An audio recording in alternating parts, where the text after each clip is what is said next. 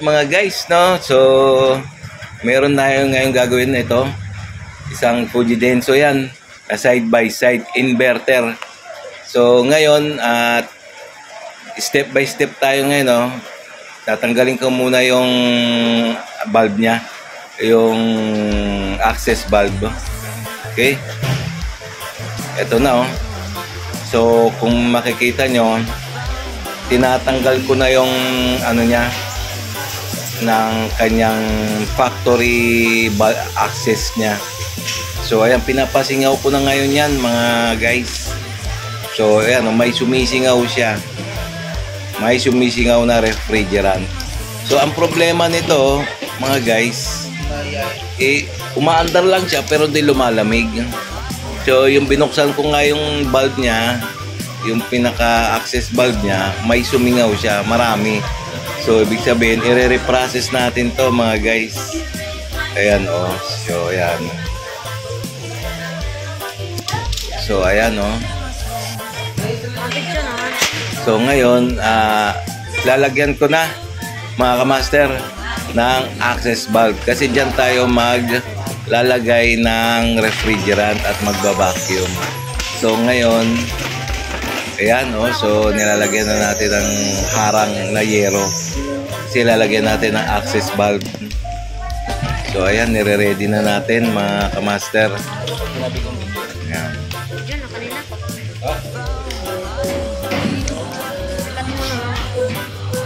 Ayan, umaapoy pa nga eh. Ayan, so ayan, umaapoy pa yung R600. Ibig sabihin meron pang mga natitirang R600 sa system. So, delikado, no? So, gagawin natin, papasingawin natin, tatanggalin natin. Mayroon tayong puputulin dyan, yung suction at discharge. Okay, ayan na.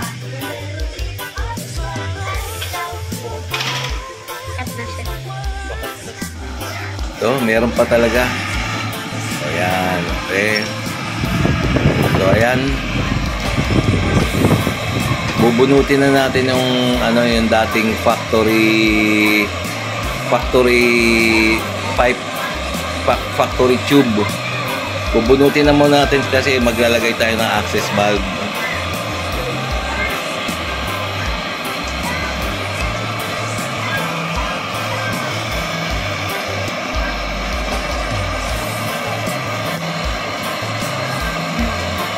So step by step to, ha. Matagal nga lang video na to pero talagang walang bawat ihimay-himayin natin lahat ng bawat video. Papakita ko lahat sa inyo kung paano gawin. Okay? Mula sa kalit-liitan, talagang detalyado siya. Ayan, so tanggal na siya. Ayan. Siyempre, pinutol ko muna yung suction tsaka discharge niya. Para hindi siya mag-accumulate ng pressure kasi itong R600 flammable to eh. So ayan, titignan nyo, ayan, ha. Kung titignan nyo, ayan, umaapoy, oh. Oh, ayan, oh, di ba?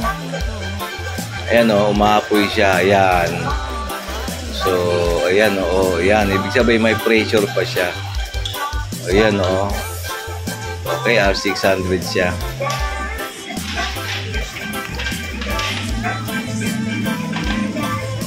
Ayan na, naghahanda na uli ako. Ihinangan ko na yung access valve.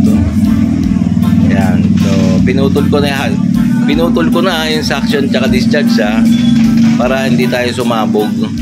So, ganyan lang technique yan, ha. Ganito ang technique para hindi habang naghihinang hindi ka sabugan. Kailangan nakakalas ang suction tsaka discharge. Okay, so ganito lang technique. Ayan na, tignan nyo. Ihinangan ko na siya. So hindi na siya sasabog o kung ano man na mangyayari o kung aapoy man, hindi na mangyayari yun. Okay. Ayan na mga guys, oh. So uumpisahan ko na maghina ng access valve. So tignan nyo, wala nang umaapoy. So ganyan lang mga guys, ha, technique. Tatanggalin nyo na yung suction. Puputulin nyo muna yung suction and discharge. Okay, para hindi kayo sabugan ng R600. Okay, ayan na.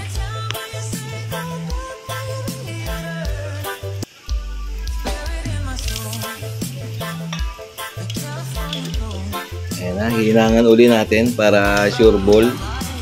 Para sure ball na walang leak. So, kailangan ang paghihinang kailangan lutong-luto siya. Lulutuin nyo ng gusto yung Silverad. Pati yung tubo na kailangan bagang-baga siya.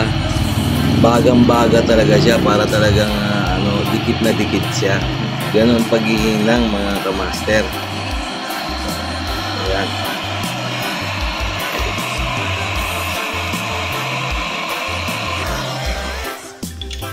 So, okay na. Tapos na siya. So, ang gagawin natin ngayon ay siyempre palalamigin. O, tignan nyo. Oo, wala na, di ba? Yan. Yan. So, wala na, di ba? So, hindi na siya masyadong umaapoy. So, kasi nga, ayan, kaya ako pinapainitan dyan para nga iduktong na naman yung discharge niya. Ayan, suction pala yan. So, pabubukahin natin ng konti para iduduktong na natin ang suction. So, kasi nga nailagay ko na So, ayan, kung makikita nyo duduktong na natin. Una muna natin iduduktong dyan yung suction muna. Ayan, yung mga insulation inuusog ko na doon para hindi naman masunog. So, subaybayan nyo lang, tapusin nyo lang itong video, mga kamaster. Marami kayong matutunan. Mga simpleng technique lang to Simpleng technique lang. So, marami kayong matutunan kay Master JM. So, ayan, simpleng technique lang yan. Yung insulation na yan, siyempre masusunog yan. Siyempre, common sense na lang, di ba? Iusog natin, siyempre, kasi maghihinang tayo Ayan na. Ito, detalyado tong video na to, mga kamaster. Ultimo maliit na bagay naka-video. Talagang kuwang-kuwa ng mga nito sa mga baguhan. Ayan, tingnan nyo. Bago. Ayan, nakaduktong na. So, hihinangan na natin yan, mga kamaster.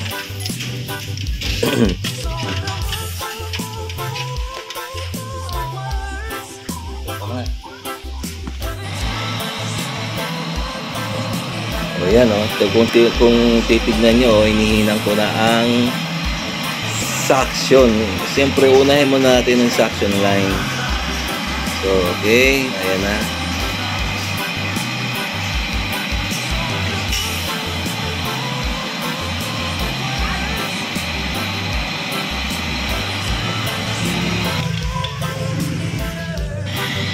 So, okay na. Tapos na. So, hinangan naman natin ngayon ay discharge line naman. Ayan, inihinang ko na yung discharge line, mga kamaster. So, pagkatapos natin pakawalan yung system, ay yung refrigerant R600. So, ayan. Okay na. So, ngayon, gagawin natin ngayon, ililik test natin ngayon. Ayan, So, kung makikita nyo, kinakabitan ko na ng gauge, manifold gauge. Kikita nyo yung hose ko. Kung titignan, simple lang to. Yung hose na pula, ayun ang gagamitin nating pang leak test. Yan. Ayan, standard na yan.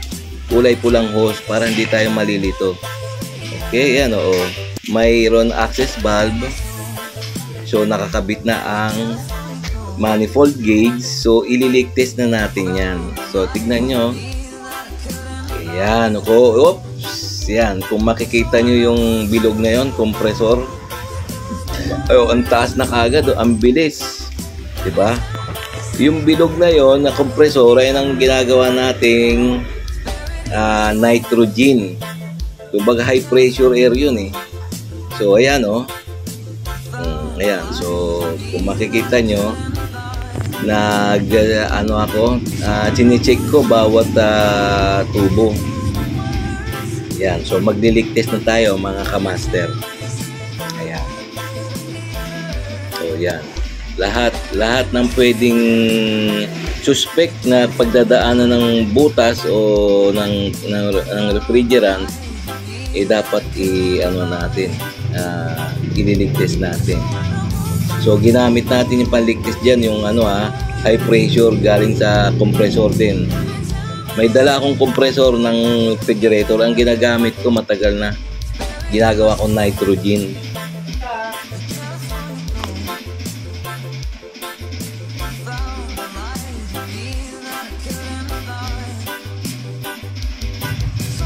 Ayan so tinitignan ko lahat ng mga bawat anggulo ng mga tubo kung may leak. Ayan may nakababad na ng high pressure yan Kulang-kulang 100 PSI yan.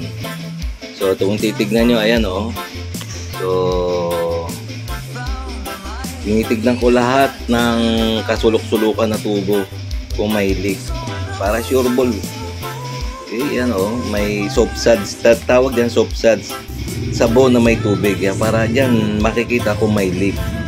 So ayan kung titignan nyo ayan. So matagal na proseso to. Naabot nga kami ng dito isang araw. Ayan kung titignan tinitignan ko lahat kung may bubula. Okay mga guys, so nakababad siya ng ng high pressure air ng 100 plus. So unfortunately hanggang ngayon hindi siya bumababa. Ayan, hindi siya bumaba yung kanyang pointer. So mahigit kulang-kulang isang oras na nakababad siya ng 100 plus. So wala tayong nakitang leak. So ayan So ang gagawin natin ngayon, magre-reprocess tayo ng system. Okay? Papalitan natin itong filter dryer. Okay? So okay. Ito na. So inumpisahan ko na tinatanggal ko na ang filter dryer niya. Ayan So ayan. So kasi kailangan palitan natin ng filter dryer. Basta't inverter unit, obligado na tanggalin talaga o magpalit ng filter dryer. Okay, so tips to Bawat galaw nyo ng mga refrigerator na R600 at inverter pa, kailangan magpalit kayo ng filter dryer para anti-backjab din yun anti-backjab at anti-moisture. So ayan so tignan nyo. Ayan. So titignan nyo. Ayan, nililiha ko yan para madaling dumikit yung silver rod. Okay, so sa ngayon ayan na siya Ayan na mga guys tinitignan ko kung kung walang barado. Okay naman so far umaandar ng compressor niya Ayan, umaandar na siya. Ayan ang lakas nga ng buga Tinitignan ko kung malakas bumomba. Ayan tingnan nyo kung bumubuga ng langis. So far hindi naman.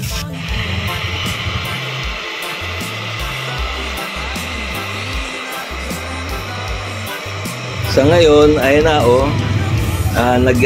nagpe-prepare na tayo ng bagong filter dryer. So hinihinang ko na siya nilalagyan ko na ng tubo para panduktong doon sa existing pipe niya. So ayan kung makikita nyo. So inanda na natin. Yan. Okay. Ganyan lang kasimple mga kamaster. Tapusin nyo lang itong video, sigurado marami kayong mga idea na mapupulot. Ayan na Ayan na. So yan, hinihinang ko na. So talagang detalyado to mga kamaster. Multimo paghihinang binibideo ko para malaman nyo na ito ay talagang simula hanggang wakas talagang makikita nyo. Talagang magkakaroon kayo ng idea.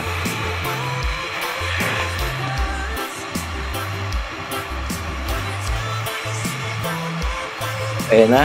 So, hinihinang na natin. Inilalagay ko na yung niya, filter dryer. So, ayan na, oh. Dinudugtong ko na. So, okay, yan. So, kung nakikita nyo, ito, pinaandar ko yung compressor, tapos pinahigop ko ng flow. Para malaman ko kung talagang walang barado yung capillary tube niya. So tingnan nyo, nauubos na. So nihigop niya na. So super lakas talaga. Lakas uminom. Ayan so ubos na. So bago ko kasi iduktong yan sa filter dryer, talagang papasukan mo muna ng flow. Ayan, okay na, di ba? So ayan. So makikita nyo, magbibili ako ng 10. Yun, okay na. So ano na natin? Ayan, so dudugtong na natin sa filter dryer. Ayan, so ayan na. Dudugtong na natin. Ayan, nakapasok na yung capillary tube doon sa filter dryer. So ready ta. So hihinangan na natin yan, mga kamaster.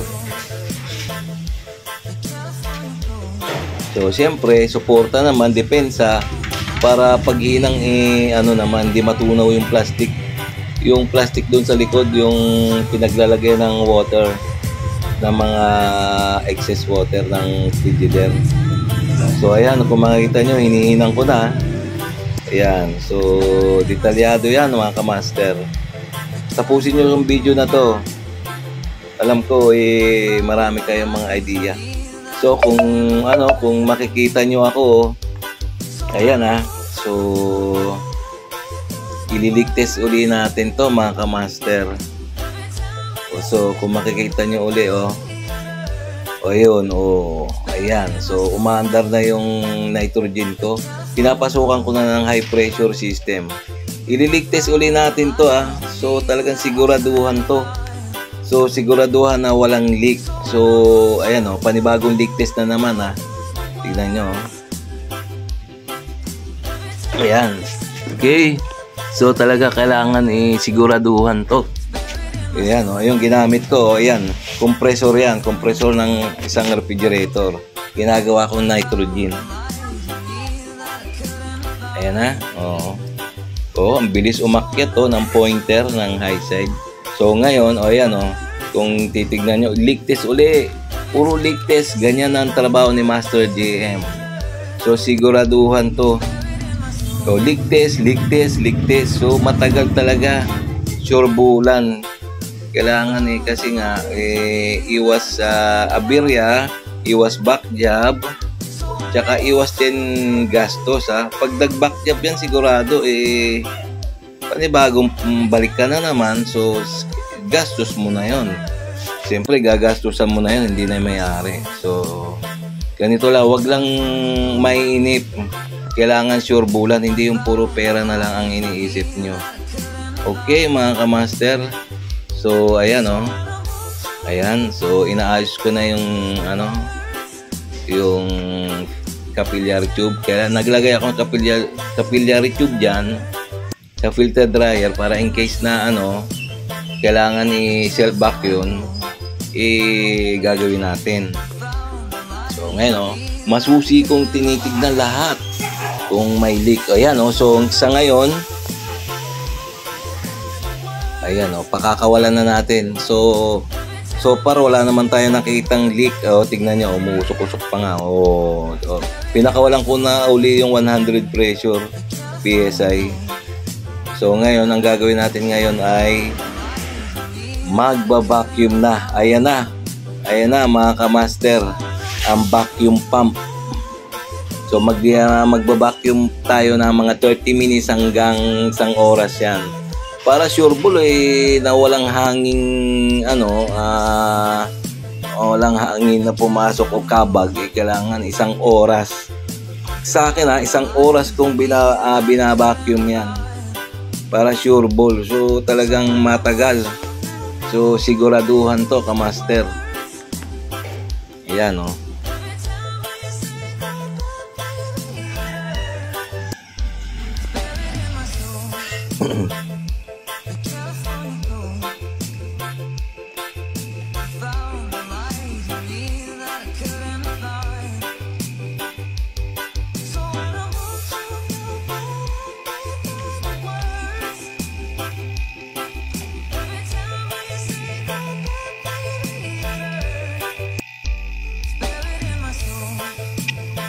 Ayan na, oh. So ayan, naka-vacuum na siya. So hintayin na lang natin. Ayan, oh. So ang gulo ng cameraman ko, pasensya na. So ito yung kabuuan ng kusina. Napakaraming refrigerator diyan. Kasi nga ito restaurant to eh. Restaurant. Okay, so ayan na. So habang nagba-vacuum ako mga master, tinitignan ko lahat ng pwedeng tignan, check up, ganon. Okay, so ganyan lang mga kamaster. So okay, ayan na. So ayan, makikita nyo, kung makikita nyo ako, talagang sinisipat-sipat ko talaga. So sa ngayon, no, so mga kamaster, so tapos na ang pagbabacuum. So magkakarga na tayo ng initial charge mga kamaster. Isang oras na vacuuman. So ayan, o, talagang negative na siya. So ang gagawin natin ay isang oras to, isang oras. So matinding vacuum to. So sigurado to wala nang moisture to mga kamaster. So okay, so kakargahan na natin ng R600. Okay, so okay, kargahan na natin. Siyempre sarado muna natin to. Okay, patay natin. Okay, okay, ito.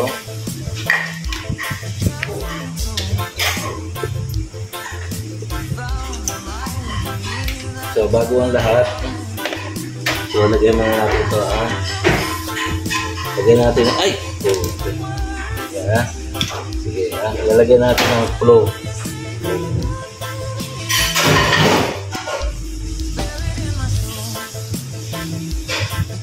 Ito yung flow para anti-moisture. Okay, ilagay na natin.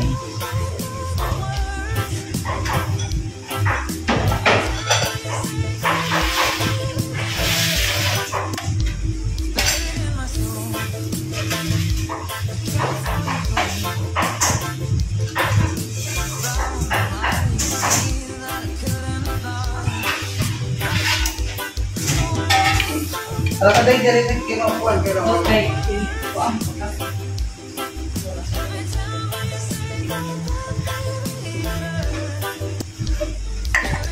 Kung makikita nyo, ayan, oh. So nagkakarga na tayo ng R600 mga kamaster. Okay, so nagkakarga na tayo ng initial charge mga kamaster. Okay, okay, ito initial charge ko ng R600. Okay, so okay, so nakargahan na siya. So nakahanda natin ng, siyempre nakahanda yung ating clamp meter. Okay, so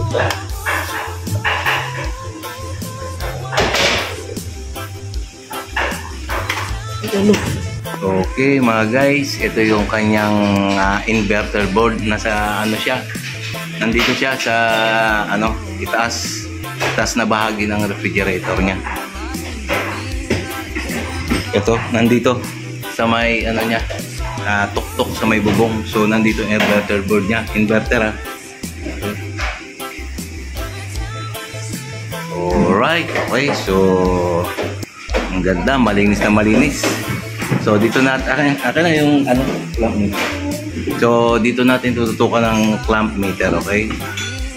Ito, dito.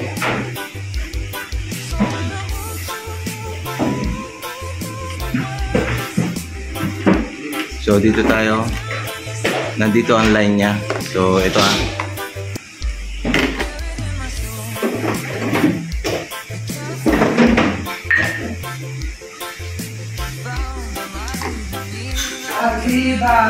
Okay, ito mga guys. So, kita nyo, 0 ah. So, ang gagawin natin dyan, so, papanda rin na natin to. So, mayroon na siyang initial charge. So, atin ang papanda rin to. Mga kamaster.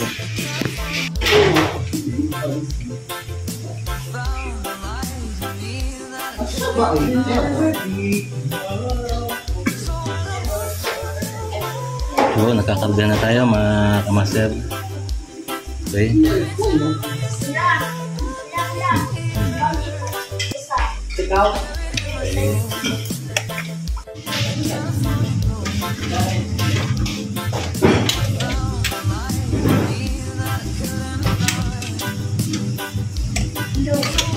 Ang pagkakarga ng R600 hindi dire-diretso.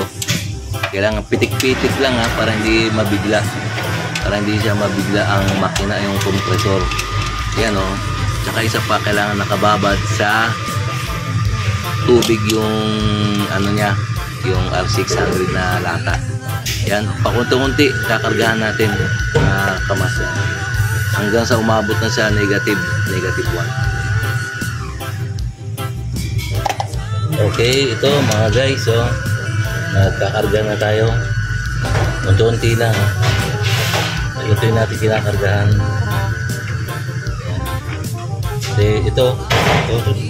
Ito, kailangan nakababad yung R600 sa tubig. Okay, para mabilis pumasok.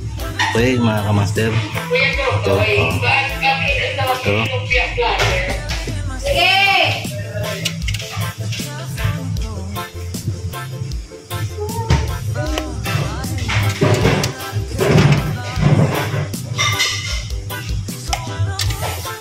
So, kakarga tayo, diretso pa natin.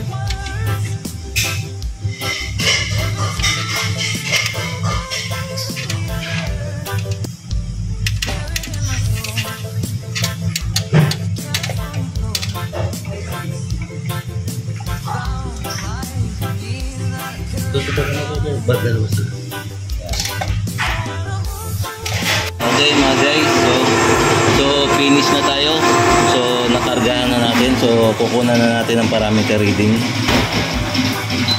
Ang head temperature niya ay 143 degrees Fahrenheit, which is good talagang lulutuin niya talaga yung freon. Okay, so ang kanyang discharge line naman niya ay 95 degrees Fahrenheit. Okay, maganda to. Okay, maganda ang parameter niya. Ang kanyang filter dryer ay so 90 degrees Fahrenheit, which is ano pa yan iinit pa ng iinit yan. Okay, hindi pa final yan. Kailangan ma-observe pa naman 1 oras yan, 2 oras. Okay, so maganda pinapakita ang kanyang parameter reading. Okay mga guys, so kailangan mag-observe pa tayo. So may nakukuha tayong negative 1. So okay to. Okay yung parameter reading ng ating suction. R600 to R600 side by side refrigerator Fuji Denso. Okay, papakita ko sa inyo mga kamaster yung kabuuan ng refrigerator. Okay, so inverter to Okay, napakahirap gawin to. So maraming mga nangangamuting mga kababayan natin technician dito na sumasakit ulo sa mga inverter na Fuji Denso. Pero sa akin Master JM ay parang ano na lang to, laruan na lang to. So tingnan nyo naman, okay, kung paano mag-reprocess ng system ng walang back jump. Okay, ngayon under observation siya ngayon. So okay, obserbahan na natin. Alright mga guys, kamaster, so ito na. Pagkatapos ng mag-obserba tayo ng mga matagal na oras, so ito na, final reading na. So may nakukuha tayo 1.05. So tamang-tama sa kanyang factory ampere. Tignan nyo.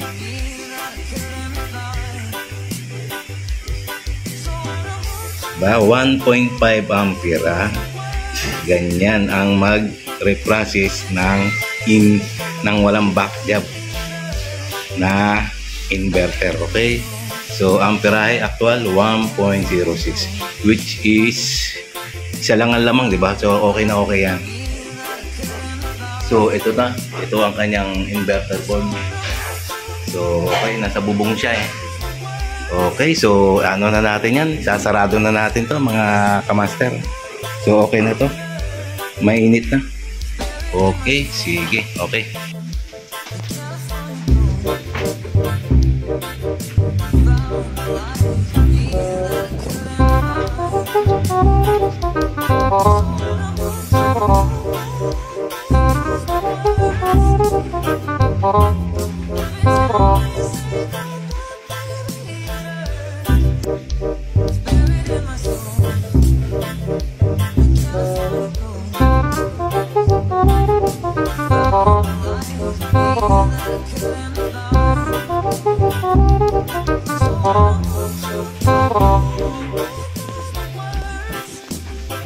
Alright mga guys, mga kamaster. So nandito na tayo, nasa finish product na tayo. Okay, ito yung kabuuan niya. So ito mga master, inverter siya, inverter Fuji Denso. Inverter Fuji Denso. Okay, side by side siya. So napakatindi nito. So maalaki, parang aparador siya. Okay, ngayon okay na siya. So lumalamig na siya. So tignan nyo. Oh, mainit na. Mainit na ang kanyang condenser. Okay. Okay mga kamaster. Okay, mainit na lahat. So titignan natin ang loob. Wow, ang lamig. Okay, alright. So ang ganda ng lamig na. Wow, ang lamig. Okay, kukunan natin temperature para maniwala kayo. Okay. So itong temperature na ito, itong inilagay na may-ari. Kasi itong restaurant nga to, so kailangan nilang matigas na matigas yung mga produkto nila. Negative 24 on tindi. Tapos ang chiller niya ay 7 degrees Celsius. Ayan ang nakaset sa may-ari niya. Ayan, oh. Okay niya, oh, di ba? So ayun, aabutin niya yan dahil nasa kondisyon na siya ngayon eh. So okay mga alright mga master. So hanggang dito na lang tayo mga master. Okay na to, pwede nang iwanan. Okay, God bless. Okay, ito ulit. Ito yung kabuuan ng side by side Fuji Denso inverter refrigerator. So marami siyang kasama yun, diba mga kamaster? Marami pa, puro mga inverter to. Okay, so susunod na lang yan. So okay na to. Okay.